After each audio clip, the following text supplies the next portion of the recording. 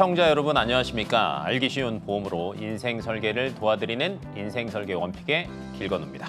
자, 오늘도 인생 설계 원픽 함께 하시면서 하루하루의 생활을 설계하는 방법 함께 찾아가 보시죠. 자, 인생 설계 원픽 생방송은요. 유튜브 서울경제TV 검색 후에 아래에 나오는 방법을 통하시면요. 실시간으로 함께 하실 수 있습니다. 자, 그리고 저희가 제공하는 정보들은 전문가들의 조언일 뿐 해당 보험에 대한 가치나 수익률을 보장하지 않는다는 점 참고해 주시면 감사하겠습니다. 자, 그럼 인생 설계 원픽 시작하겠습니다. 자, 오늘도 현명한 인생 설계를 위해서 전문가 세 분 모셨습니다. 안녕하십니까? 안녕하세요. 안녕하십니까? 자, 가장 먼저 송경원 전문가님 인사 한번 해주십시오. 네, 안녕하십니까. 법대 출신, 약간 해석에 강점이 있는 보험 전문가 송경원입니다. 여기서 난 지금 들리는 거는 법대 출신 이거밖에 안 들려. 네, 법대 출신이 해석하는 약관 한번 열심히 한번 물어보겠습니다. 자, 두 번째로 김한솔 전문가님. 네, 안녕하세요. 반갑습니다. 네. 똑똑이 보험 전문가 김한솔입니다. 똑똑이? 똑똑이? 보험 똑똑히 알려주는 아, 또 보험 똑똑히 알려주는. 네. 오케이, 알겠습니다. 마지막으로 유광명 전문가님 모셨습니다. 네, 안녕하십니까. 보험의 올바른 가치를 전하고 싶은 유광명 전문가입니다. 네, 세 분 전문가님들 오늘 저희가 처음 방송 함께 하기는 하지만 기대가 많이 됩니다. 자, 그러면 저희가 첫 번째 주제부터 공개하면서 화면으로 확인하겠습니다.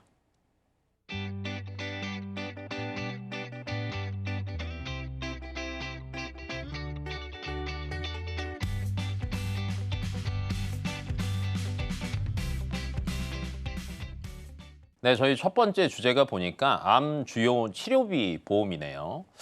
이 주제를 선정한 이유가 따로 있을까요?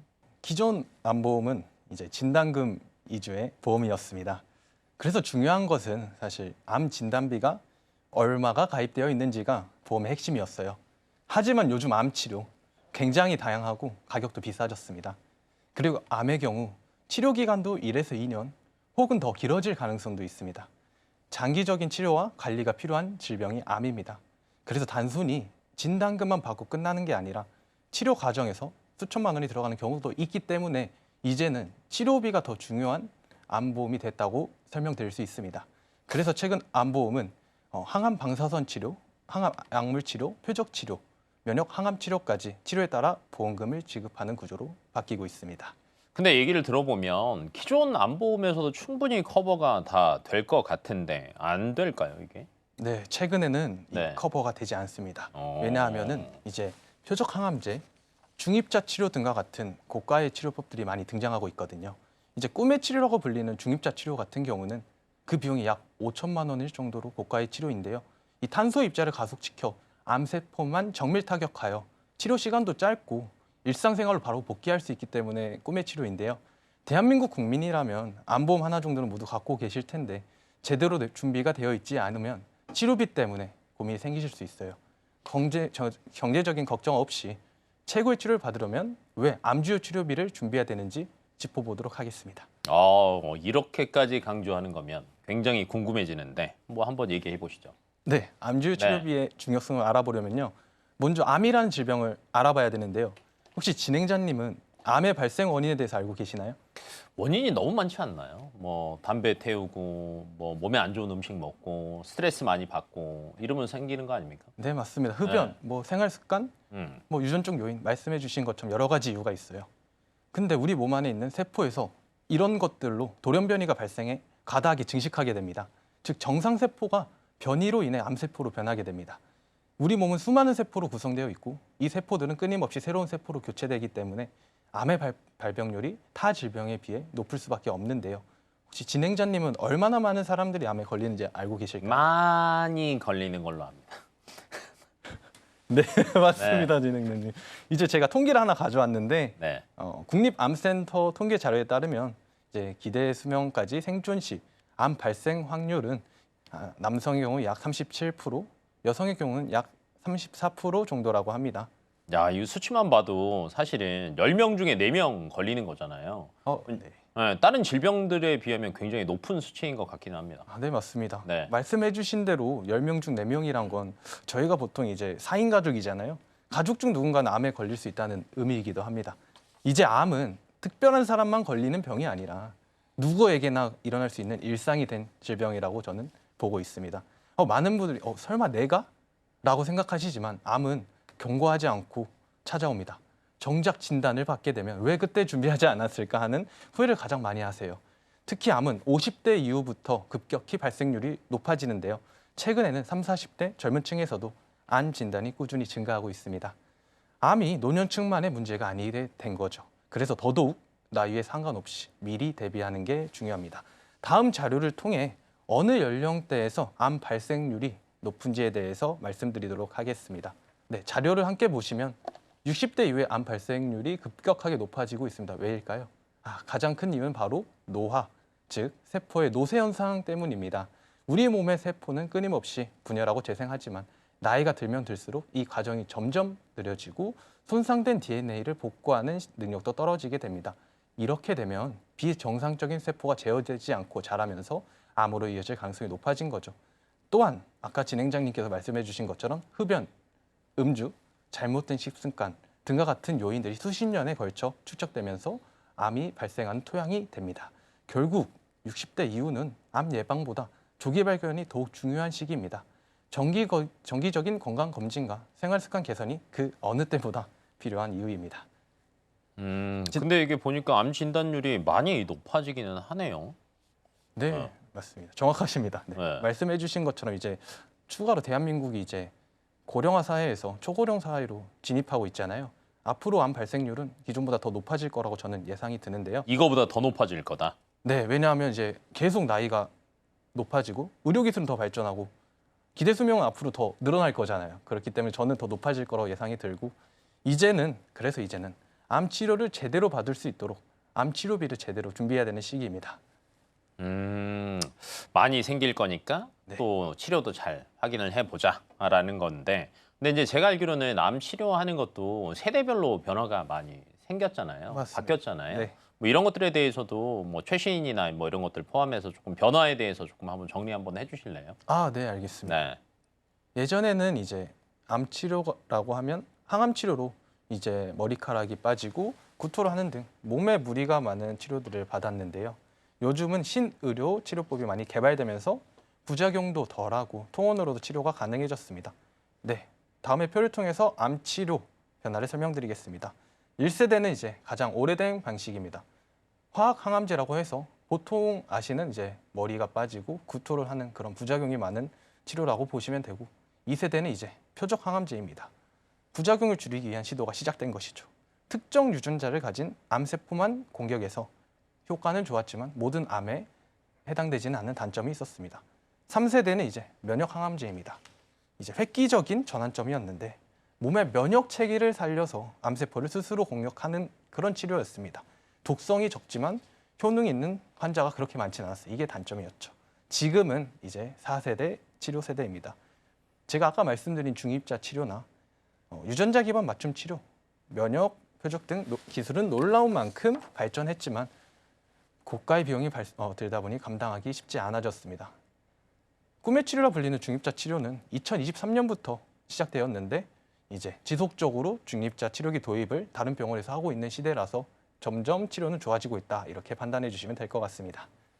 근데 이게 이제 제가 알기로는 이게 치료 기간이나 부작용이나 이런 것들은 굉장히 좋아졌다라고는 알고 있는데 그에 따라서 비용도 굉장히 많이 늘어난 걸로 알고 있거든요. 맞습니다. 네네. 네. 뭐 나머지 이제 비용들이 어느 정도 들어가는지도 한번 체크 한번 해주시면 좋을 것 같습니다. 네네. 다음에 표를 통해서 제가 표적 항암 치료제에 대해서 비용 설명드리도록 하겠습니다. 이제 표를 보시면 이제 유방암이나 폐암 등 이제 특수 항암제는 한 달 약값이 이제 표에서 보시면 아시겠지만 200만 원에서 700만 원 정도, 그리고 1년으로 환산하면 2천만 원에서 많게는 8천만 원 가량 들게 됩니다. 게다가 이런 고가의 항암제들은 비급여 치료이기 때문에 내가 내야 될 돈이 수천만 원이 될 수도 있다는 겁니다. 이제 예를 들어 대장암 치료에서 얼비툭스라고 불리는 구체적인 비용 설명드리도록 할게요. 이 치료는 이제 유전자 변이를 표적으로 하는 치료제입니다. 이 약은 기존 항암제와는 다르게 이제 세포 손상은 최소화하면서 암 세포만 정밀 타격하는 고정밀 치료제입니다. 그러면 실제 치료 사이클과 비용은 어떻게 될까요? 얼비투스는 1회 투약당 약 한 100만 원 정도 들고요. 이제 보통 40회 사이클, 40번에 걸쳐 반복 투약됩니다. 결국에 약 4천만 원 수준으로 단일 약제만으로도 수천만 원이 드는 구조가 되는 겁니다. 이처럼 표적 항암제는 고가의 최신 치료법이기 때문에 기존의 안 진단비만으로는 치료 비용을 충당하기 어려운 경우가 많습니다. 그래서 최근 보험 설계에서는 이런 고가 치료까지 대비할 수 있도록 암 주요 치료비 특약을 반드시 포함시켜야 된다는 점 꼭 기억하셔야 합니다. 야, 이게 아까 1세대, 2세대, 3세대, 4세대 이야기 해주셨는데 2세대 치료비도 이 정도면 3세대, 4세대는 더 많이 들어갈 거 아니에요. 야, 부담 만만치 않을 것 같기는 한데 근데 이제 대부분 암을 걱정하시는 분들이 이런 것들도 알고 계시는 것 같아요. 산정특례. 돈 얼마 안 들어간다. 맞습니다. 이런 얘기들 네네. 굉장히 많이 하시는데 이 산정특례에 대해서 모르시는 분들도 있으실 수 있으니까 산정특례에 대해서도 한번 알려주시면 좋을 것 같습니다. 네, 진행자님이 이제 네. 짚어주신 것처럼 일을 네. 하면서 이제 고객님들께 가장 많이 들어본 질문 중에 하나인데요. 제가 산정특례에 대해서 설명을 드리자면 이 산정특례 제도는 국가가 인정한 산정특례 대상자가 되어서 급여 항목으로 치료받을 수 있는 부분에 있어서만 5년 동안 환자 부담금의 5% 정도 저렴하게 치료가 가능합니다. 하지만 대부분의 암 치료는 비급여 항목입니다. 신의료 기술 역시 비급여입니다. 그래서 상정특례 혜택을 받기가 어려워요. 그리고 추가로 제가 말씀드리면 실비에서 보장이 되지 않겠냐라고 물어보시는 고객님들 많아요. 근데 실비 같은 경우는 연간 한도가 5천만 원이며 통으로 치료받을 때는 25만 원밖에 안 돼요. 그런데 제가 앞서 말씀드렸다시피 좋은 치료들 같은 경우에는 1년에 보통 7천에서 많게는 1억 중반까지 비용이 발생합니다. 그렇기 때문에 실손 의료비의 한도로는 사실 역부족입니다. 또한 가장 큰 문제점은 이제 실손 의료비 같은 경우는 먼저 병원비를 지불하기 때문에 병원비를 먼저 지급할 돈을 꼭 마련해야 한다는 추가 문제점도 존재하고 있습니다. 다 할 수는 없지만 뭐 이 또한 내가 먼저 돈을 내고 그다음에 그 서류로 청구를 하는 거니까 네, 맞습니다. 문제가 있을 수 있다. 네.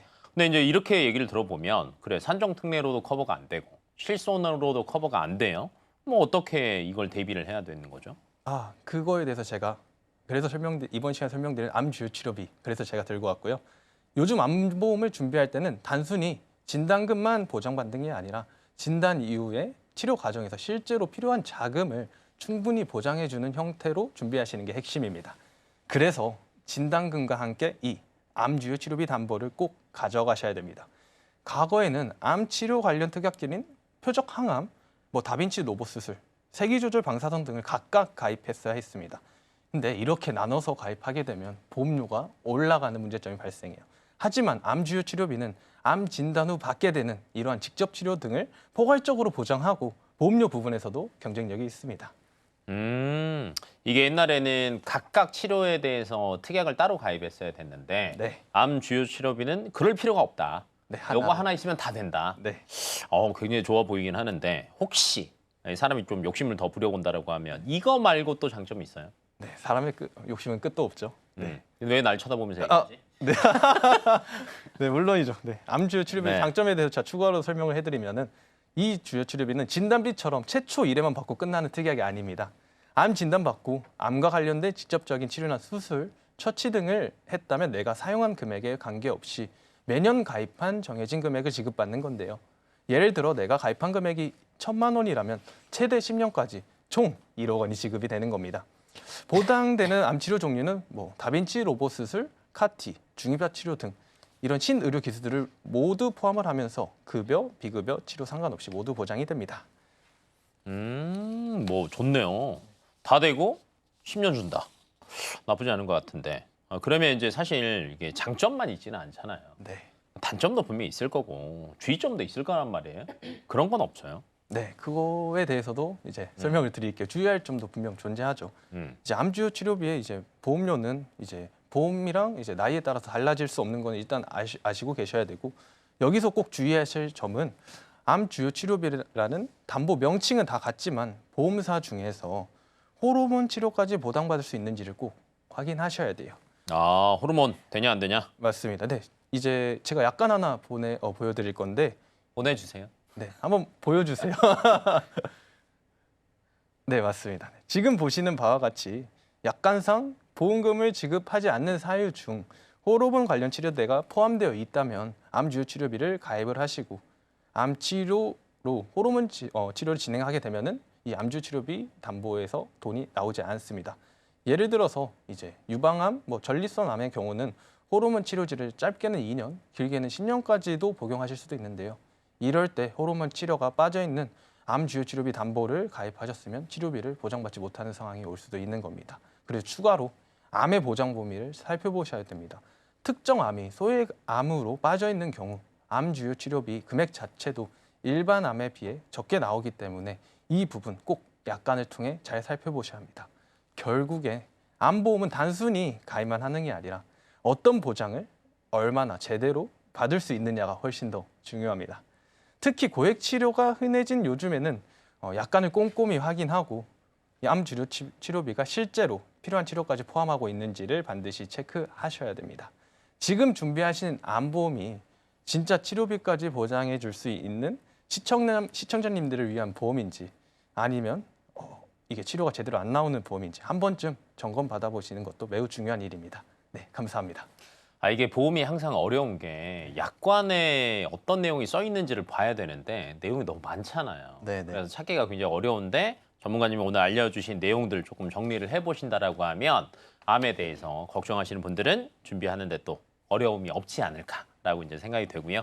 오늘 소개해드린 또 전문가님이 얘기해주신 정보들 같은 경우에는 무조건 좋다 이게 아니라 시청자 여러분들을 위한 조언일 뿐이라는 점 명심하시면서 지혜롭게 활용하시면 좋을 것 같습니다. 그러면 첫 번째 주제 화면으로 한 번 더 정리하고 넘어가겠습니다.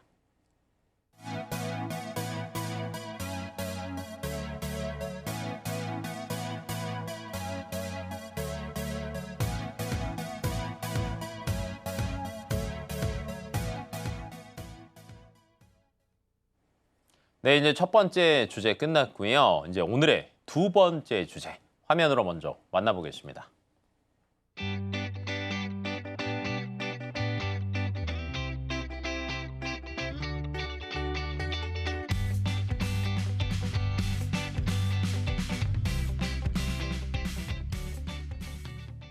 네, 두 번째 주제가 보니까 심혈관 질환 보험이네요. 근데 이걸 또 가지고 오신 이유 이런 게 있을까요? 네, 오늘은 이제 심혈관 질환에 대해서 알려드릴 건데요.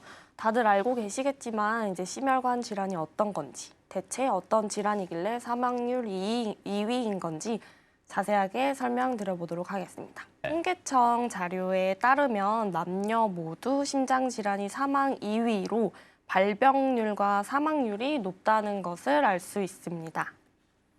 굉장히 높네요. 네. 1위 암은 이제 대부분 알고 계시는데 2위가 심장 질환이다. 의외로 이제 이거였어라고 생각하시는 분들도 굉장히 많으실 것 같은데 이제 심장 질환이 왜 생기는지 뭔지 이런 것들도 한번 설명해 주시면 좋을 것 같아요. 네. 네. 일단 심혈관 질환이란 심장과 주요 혈관에 발생하는 질환들을 뜻하는데요. 대표적인 질환으로는 이제 급성심근경색, 협심증 등이 있고요. 그리고 이 밖에는 심부전, 부정맥, 심근증 등의 질환이 있습니다. 먼저 급성심근경색증은요.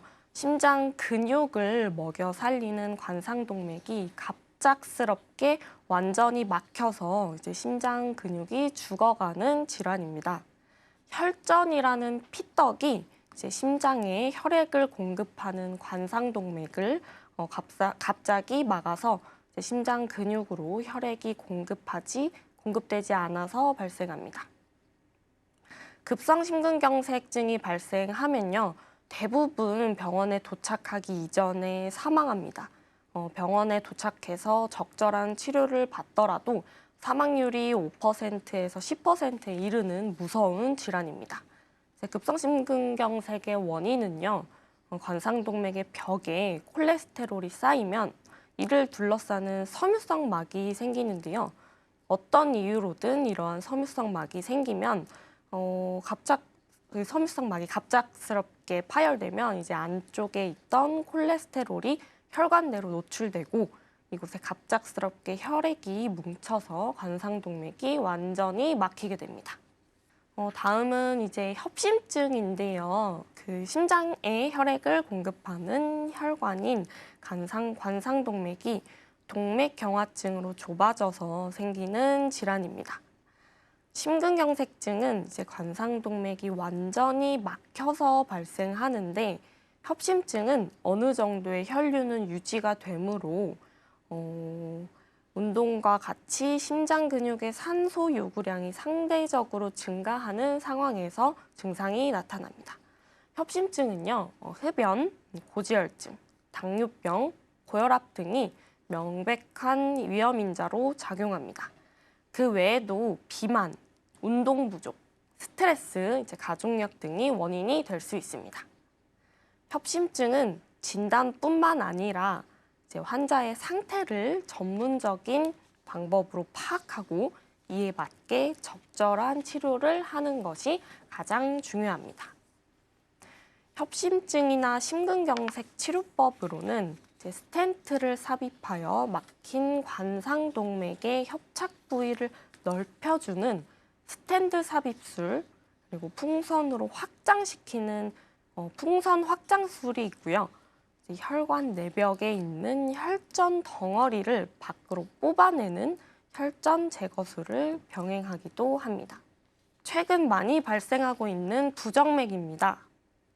부정맥이란 심장에서 전기 자극을 잘 만들어지지 못하거나 자극의 전달이 제대로 이루어지지 않으면 규칙적인 수축이 계속되지 못하여 심장 박동이 비정상적으로 빨라지거나 혹은 늦어지거나 불규칙해지는 것을 부정맥이라고 하는데요.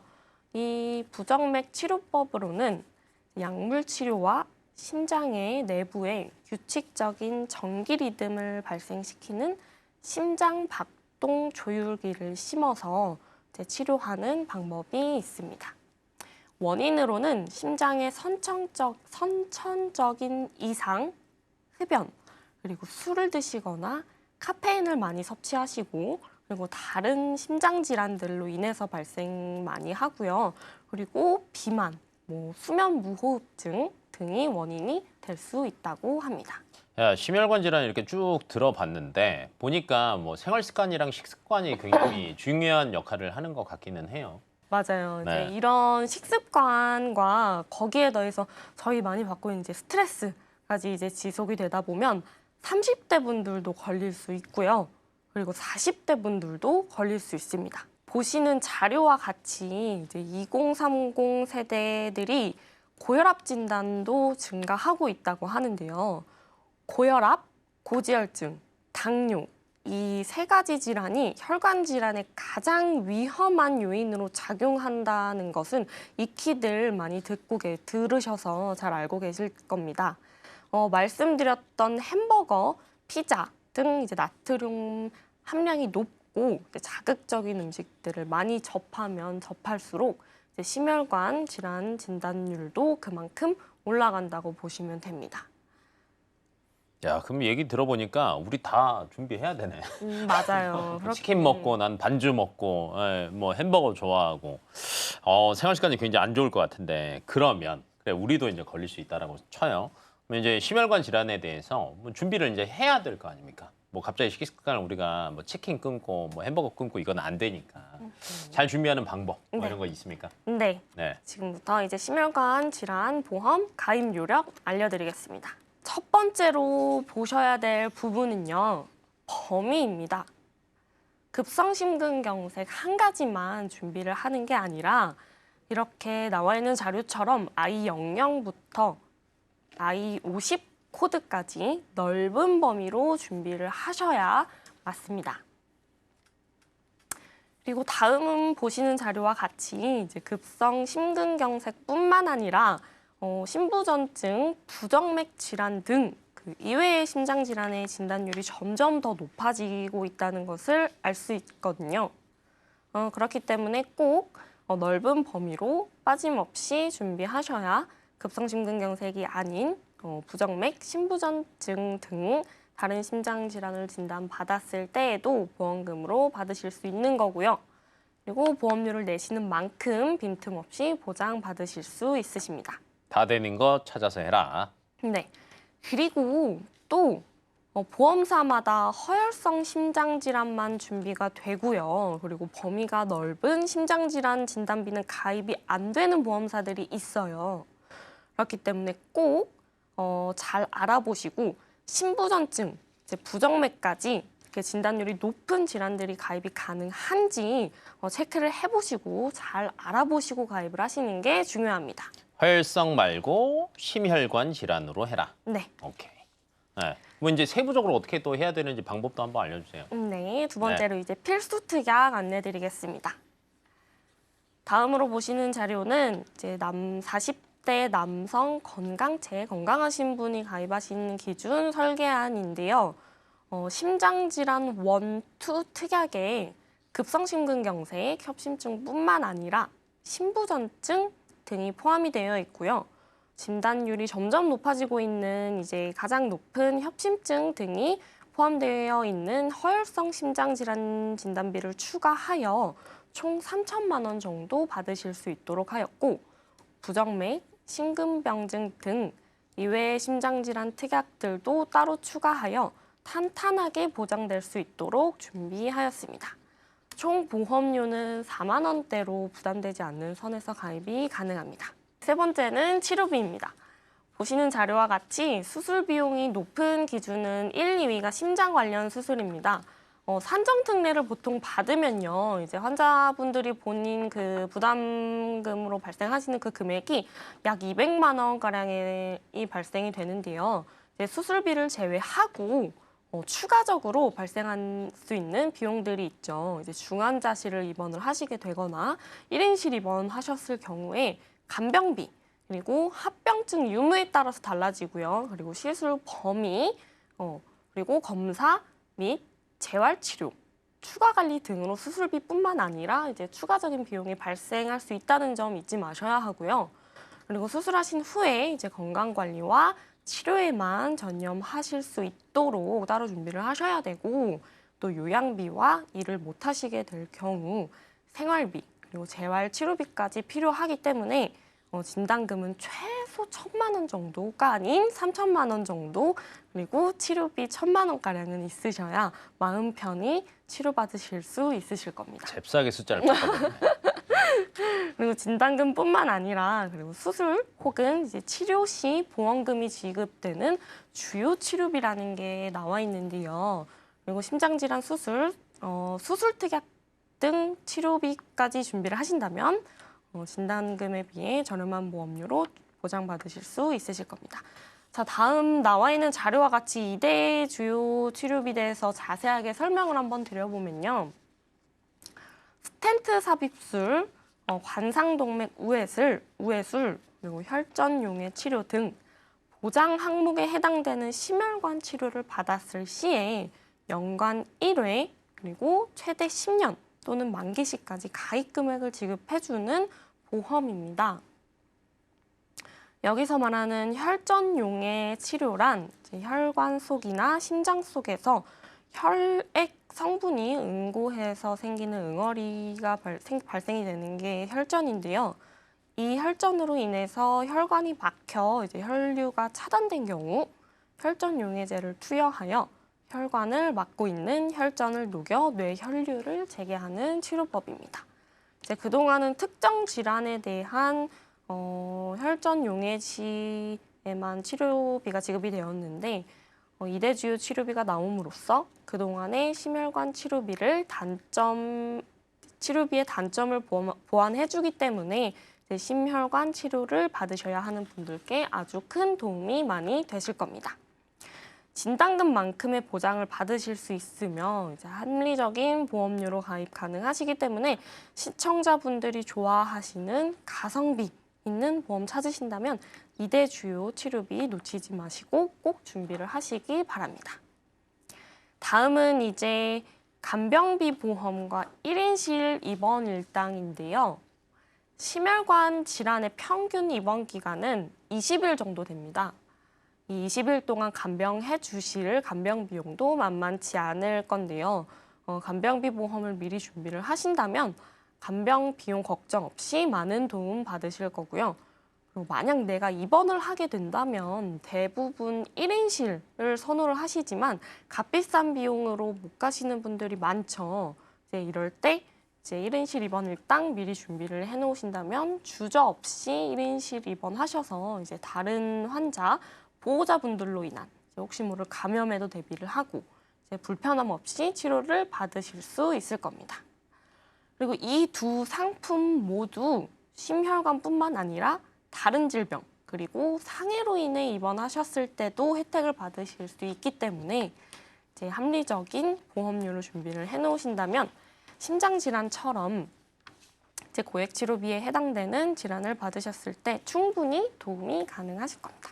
네, 여러 가지를 좀 꼼꼼하게 짚어주셨으니까 확인해 보시면 좋으실 것 같고요. 마지막으로 이제 시청자분들을 위해서 조금 이렇게 한 번 더 정리를 해주셔도 좋을 것 같습니다. 네, 네. 이 세 가지만 기억하시면 됩니다. 세 가지만 기억하랍니다. 네, 첫 번째 식습관 그리고 생활 습관의 변화로 심혈관 진단율이 증가하고 있으니 건강하실 때 미리 준비를 하시는 게 중요합니다. 그리고 두 번째 특정 진단금이 아닌 넓은 범위로 빠짐없이 합리적인 보험료로 준비를 하시는 게 중요합니다. 그리고 세 번째, 수술비뿐만 아니라 간병, 요양비 등 부가적인 비용이 발생하기 때문에 간병비 보험, 1인실 입원 등으로 많은 이제 활용하시면 많은 도움 받으실 수 있을 것 같습니다. 네, 전문가님이 심혈관 질환 보험 준비하는 법에 대해서 이야기를 많이 해주셨으니까 시청자 여러분들 조금 참고하시면서 지혜롭게 활용하시면 좋으실 것 같습니다. 그럼 마지막으로 화면으로 정리 한 번 더 하고 넘어가겠습니다.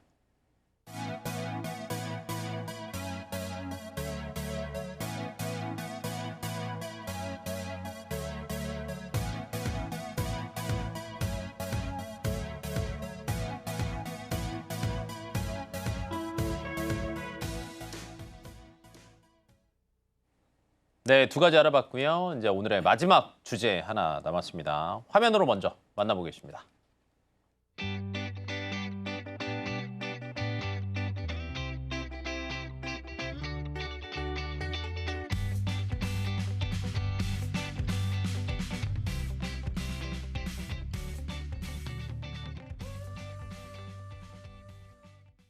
전문가님, 저 사진 보니까 날씬했는데요. 아, 네, 맞습니다. 앞에서 얘기하셨잖아요. 식습관 잘 네, 바꿔야 네. 된다. 햄버거 끊으실 거죠? 뭐 이제 본 주제로 가서 오늘 치매보험이랑 장기 요양보험 준비하셨는데 네. 자, 선정한 이유 한번 들어보겠습니다.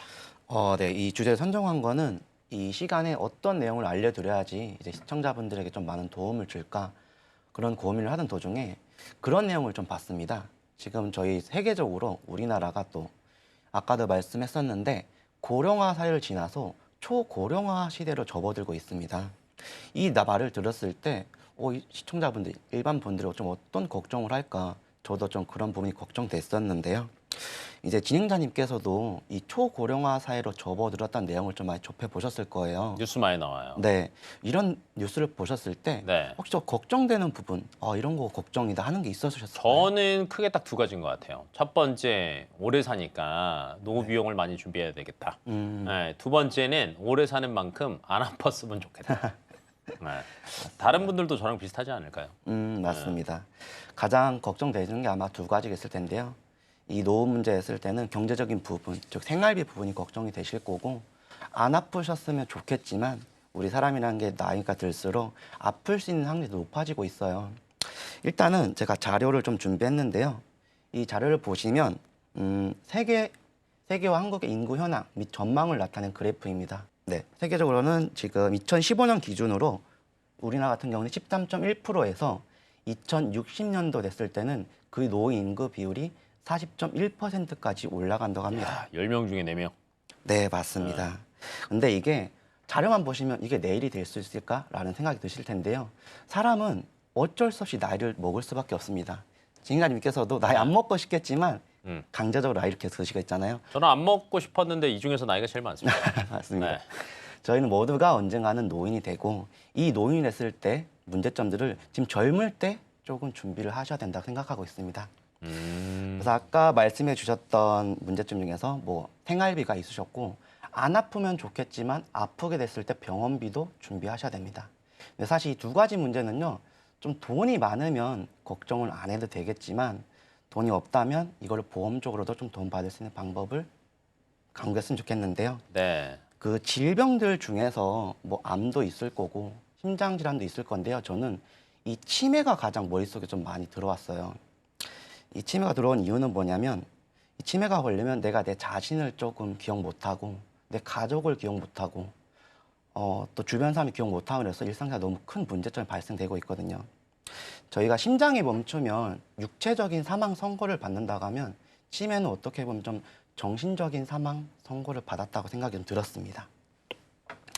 그래서 자료 2를 좀 준비해 봤는데요.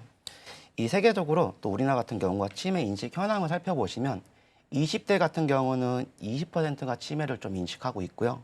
30대 같은 경우는 27%, 그리고 40대 같은 경우는 35%, 그리고 60대 돼서는요. 암보다도 이 치매에 대한 두려움을 더 많이 인식하고 있습니다. 이거는 어쩔 수 없는 것 같아요. 뭐 나이가 어릴 때 주변에 사실 치매 환자 볼 일이 거의 없잖아요. 근데 이제 나이가 들어가면 갈수록 주변에 이제 치매 환자가 많이 생기다 보니까 이제 걱정을 하고 있는 것 같은데, 근데 최근에 제가 이런 이야기들도 많이 들었거든요. 뭐 치매 환자가 꾸준하게 늘고 있다. 네, 맞습니다. 네. 그래서 치매 환자, 즉 현황을 좀 알려드릴 텐데요. 지금 보시는 자료와 같이 치매 환자 같은 경우는 2013년도 기준 9%에서 2020년도에는요 10% 이상으로 늘어났고요.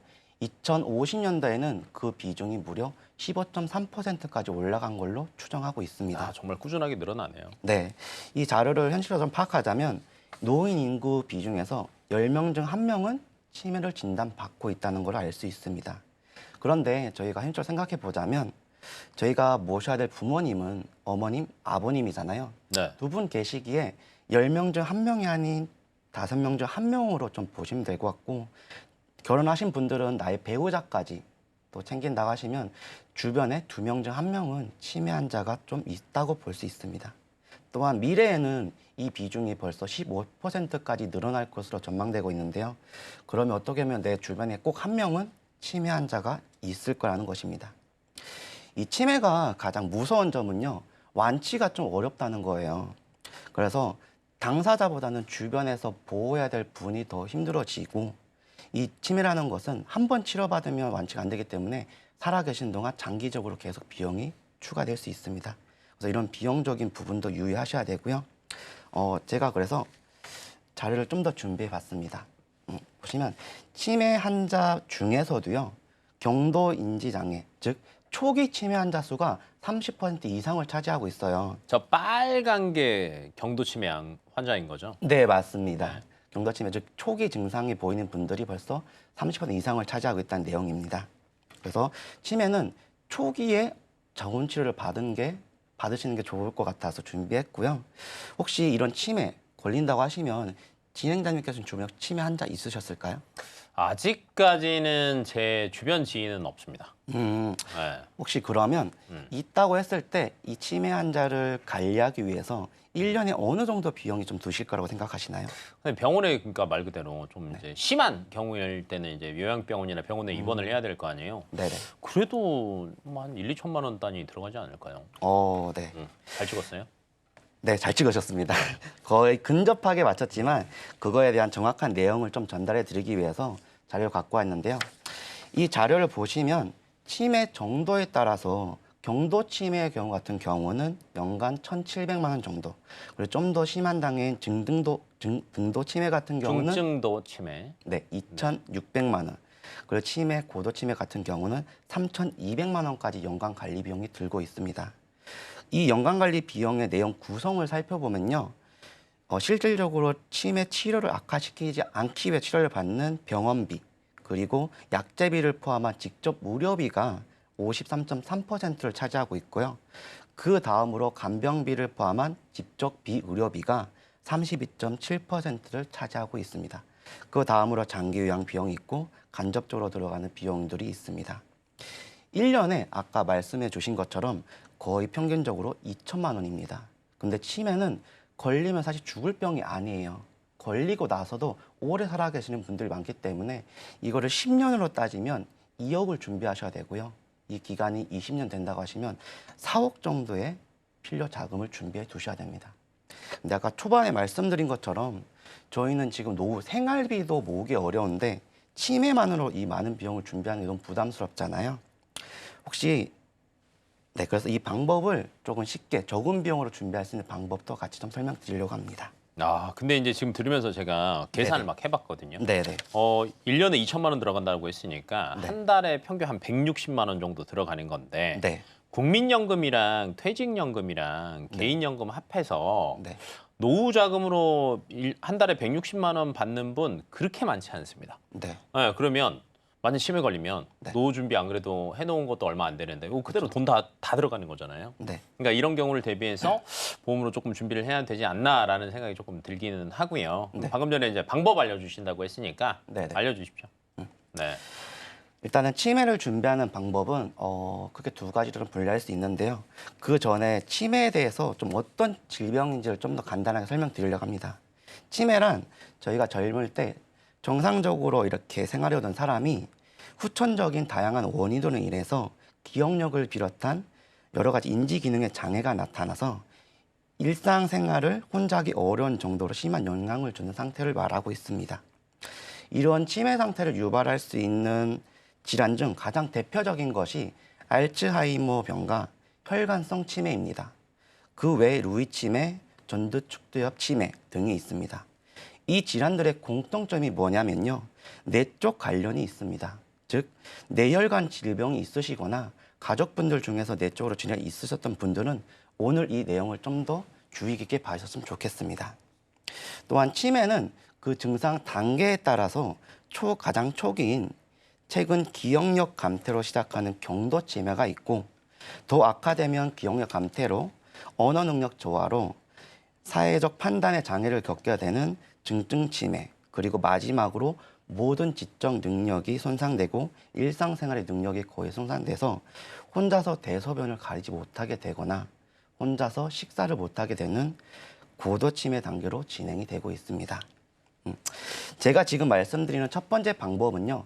치매 진단금을 준비하는 방법을 좀 설명드리려고 하려고 합니다. 그래서 방금 얘기해 주신 거를 이렇게 준비하면 된다. 네. 그거를 대놓고 조금 알려줘야 좋지 않을까요? 네. 그래서 네. 첫 번째 방법은 치매 진단금을 준비하자. 그래서 제가 어떤 보험사의 가입 상품, 어떤 담보들을 좀 가져왔습니다. 그중에 지금 네 번째 항목을 보시면 경도 이상의 치매 보장 특약이라고 있습니다.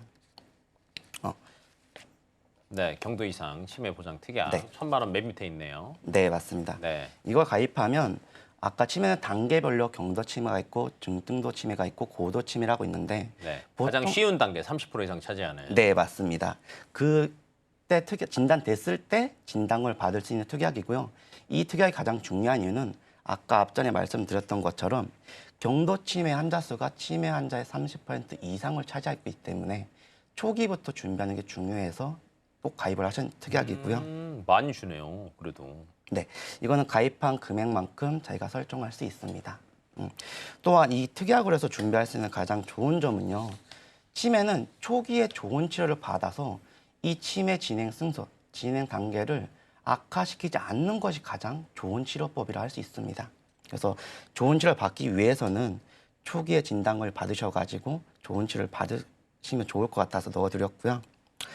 이 특약을 보시면 뭐 여러 가지가 있네요. 네네. 인지 지원 등급, 재가급여, 시설급여 많이 보이네요. 네네.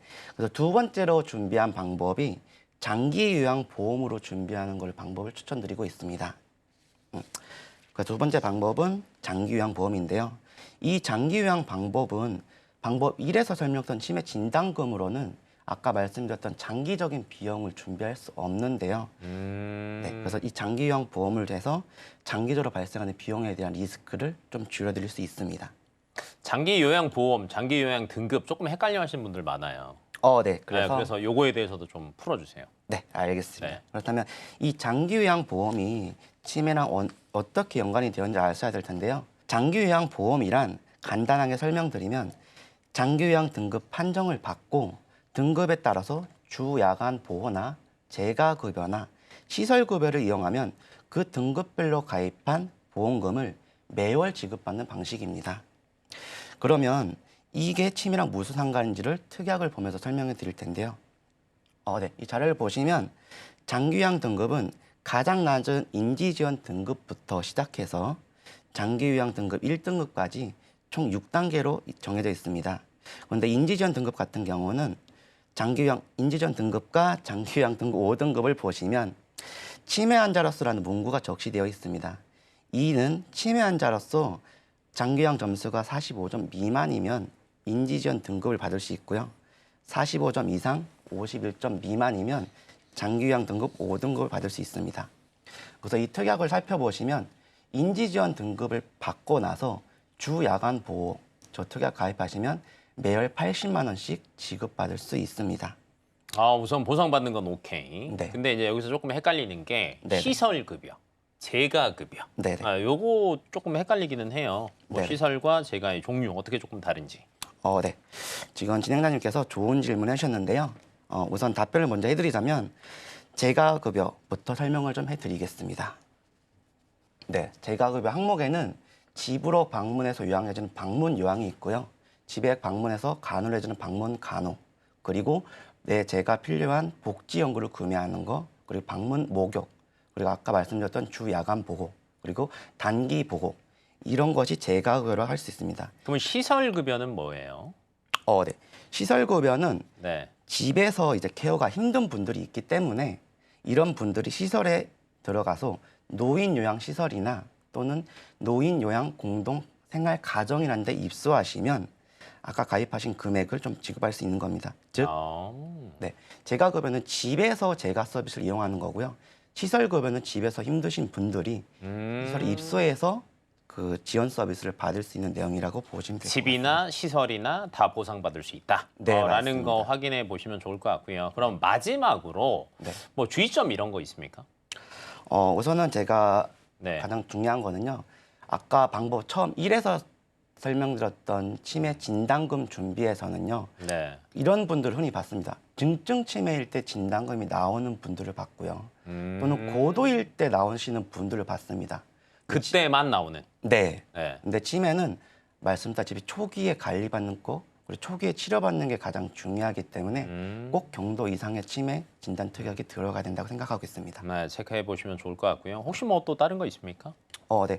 그리고 제가 두 번째 말 장기 요양 보험을 설명드리자면 치매는 진단금 한번 받고 나서 앞으로 생활에 경제적인 장기병이 들잖아요. 네. 그래서 이 특약을 통해 가지고 한 달에 100에서 가입한 거 180 정도를 매월 지급받으면 아까까지 장기적인 비용 리스크를 줄일 수 있는데 조금 도움이 될 것 같아서 이 두 가지를 좀 준비해 보았습니다. 네, 이런 거 확인해 보시면 좋으실 것 같고요. 네. 전문가님이 시청자와 여러분들한테 이런 말씀드린 정보들 같은 경우에는 네. 그 선택을 위한 조언이라는 점 꼭 확인해 보시면 좋으실 것 같습니다. 그럼 마지막으로 화면으로 정리하고 넘어가겠습니다.